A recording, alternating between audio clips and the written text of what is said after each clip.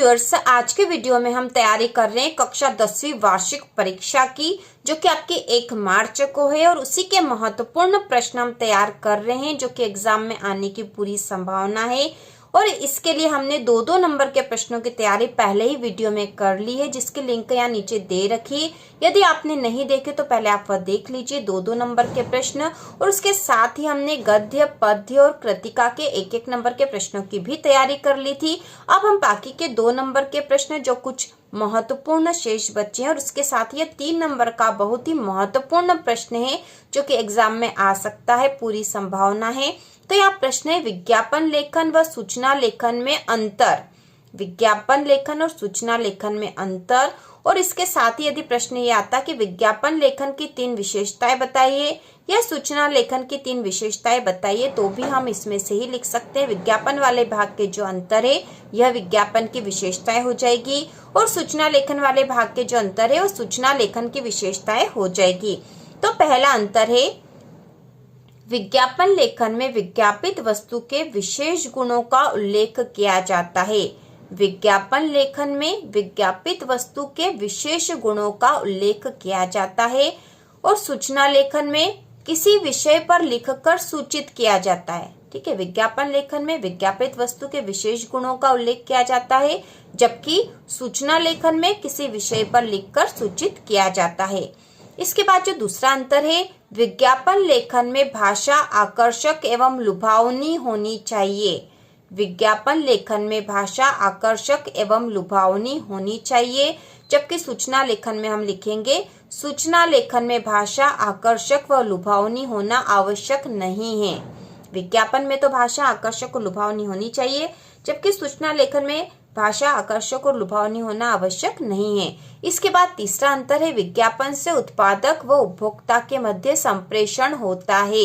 विज्ञापन से उत्पादक व उपभोक्ता के मध्य संप्रेषण होता है, जबकि सूचना लेखन से सूचनादाता व हितग्राही के मध्य संप्रेषण होता है।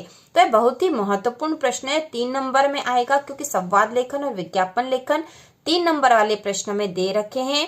इसके साथ ही अनुच्छेद लेखन है, तो अनुच्छेद लेखन या फिर अथवा में आएगा, संवाद लेखन या फिर विज्ञापन लेखन या फिर सूचना लेखन। इन 4 में से कोई एक प्रश्न आपके एग्जाम में आएगा। तो यहाँ पे 1 के बजाय 2 प्रश्न आएंगे, क्योंकि दोनों प्रश्न अथवा में रहेंगे। तो यह प्रश्न बहुत ही महत्वपूर्ण है। और इसके साथ ही आपको ध्यान रखना कि यदि विज्ञापन लेखन की विशेषताएं आती है तो आपको ये 3 विशेषताएं लिख देनी है, और सूचना लेखन की विशेषताएं आती है तो आपको ये 3 विशेषताएं लिख देनी है। तो इस प्रकार ये अंतर एक याद करने से आपको 3 प्रश्न याद हो जाएंगे। इसके बाद अगले वीडियो में हम अनुच्छेद लेखन और संवाद लेखन भी देखेंगे। अब इसके साथ और महत्वपूर्ण प्रश्न देखेंगे। प्रश्न है पाठ्य मुक्तक काव्य से क्या आशय है, उदाहरण सहित लिखिए। ठीक है, या फिर पाठ्य मुक्तक किसे कहते हैं, उदाहरण सहित लिखिए, यह भी आ सकता है। तो इसका उत्तर होगा पाठ्य मुक्तक काव्य से आशय ऐसे काव्य से है जो पढ़े जाते हैं, इसमें एक ही भाव की गहनता होती है। पाठ्य मुक्तक काव्य से आशय ऐसे काव्य से है जो पढ़े जाते हैं, इसमें एक ही भाव की गहनता होती है। और उदाहरण है इसके बिहारी के दोहे।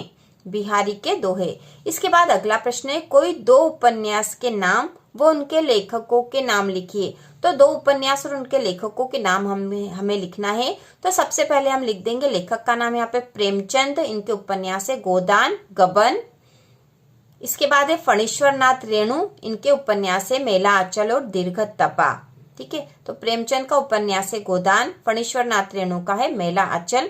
यहाँ 2-2 उदाहरण इसलिए दे रखे हैं क्योंकि कभी कभी 2 भी प्रश्न में आ सकता है कि 2 उपन्यास के नाम लिखिए, किसी एक उपन्यासकार का नाम और उसके 2 उपन्यास के नाम लिखे, तो भी हमें याद होना चाहिए।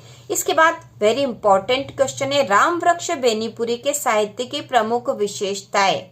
राम वृक्ष बेनीपुरी के साहित्य की प्रमुख विशेषताएं या फिर उनकी भाषा शैली से भी प्रश्न आ सकता कि राम वृक्ष बेनीपुरी की भाषा शैली की विशेषताएं बताइए, तो भी हम यही लिखेंगे। तो उत्तर है राम वृक्ष बेनीपुरी की भाषा सरल सुबोध हिंदी भाषा है। उन्होंने छोटे छोटे वाक्यों में शब्दों का सटीक प्रयोग किया है। उनकी भाषा में संस्कृत के तत्सम व देशज शब्दों का प्रयोग किया गया है। उनकी शैली ओजपूर्ण व आलंकारिक है।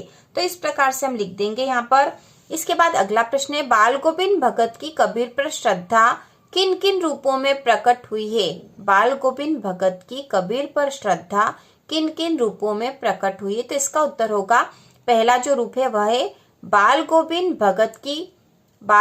भगत कबीर पंथियों के जैसी कनफटी टोपी लगाते थे और मस्तक पर रामानंदी चंदन लगाते थे।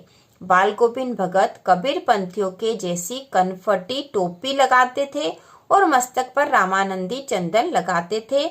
दूसरा है, बाल गोविंद भगत कबीर की तरह ही साधु स्वभाव के थे।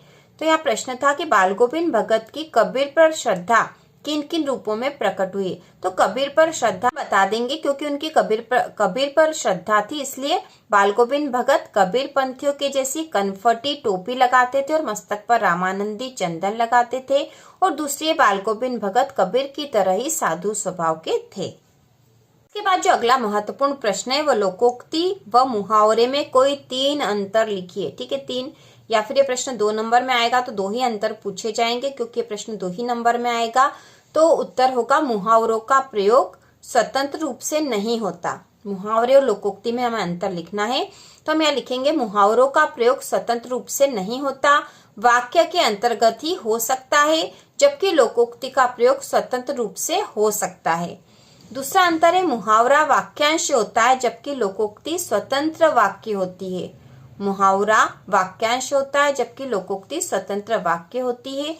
तीसरा है, मुहावरे वास्तव में शब्दों के लाक्षणिक प्रयोग होते हैं, जबकि लोकोक्तियां किसी मान्यता के आधार पर बने वाक्य होते हैं। तो हमें 2 अंतर याद हो जाना चाहिए।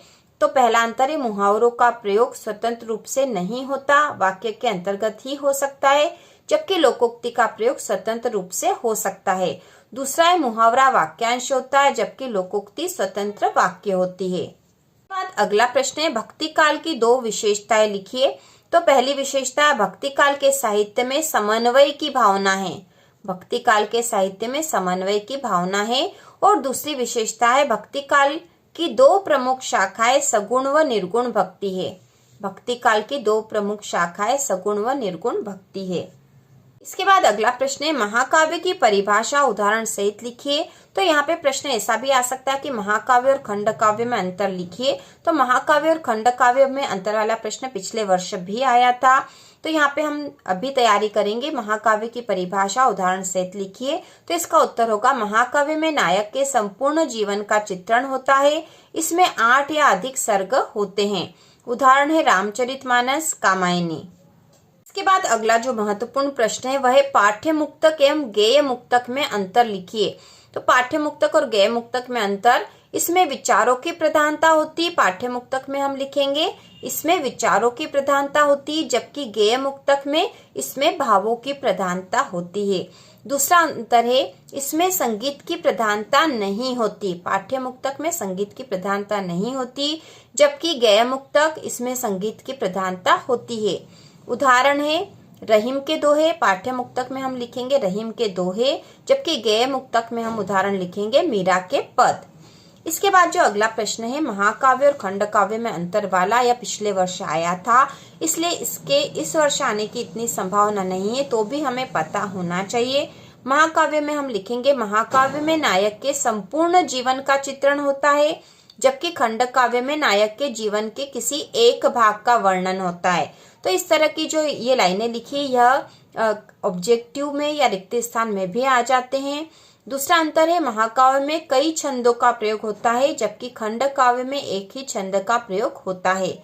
तीसरा है, महाकाव्य में 8 या अधिक सर्ग होते हैं, जबकि खंड काव्य में एक ही सर्ग होता है। इसके उदाहरण भी हमें पता होना चाहिए। महाकाव्य के उदाहरण है रामचरितमानस और कामायनी। खंड काव्य के उदाहरण है पंचवटी और सुदामा चरित। तो इस प्रकार से हमने हिंदी के महत्वपूर्ण प्रश्न कर लिए हैं। तो इसी प्रकार के और वीडियो देखने के लिए चैनल को सब्सक्राइब करके नोटिफिकेशन भी ऑन कर दीजिए, जिससे कि आपको वार्षिक परीक्षा की महत्वपूर्ण प्रश्नों के वीडियो तुरंत ही मिल जाए।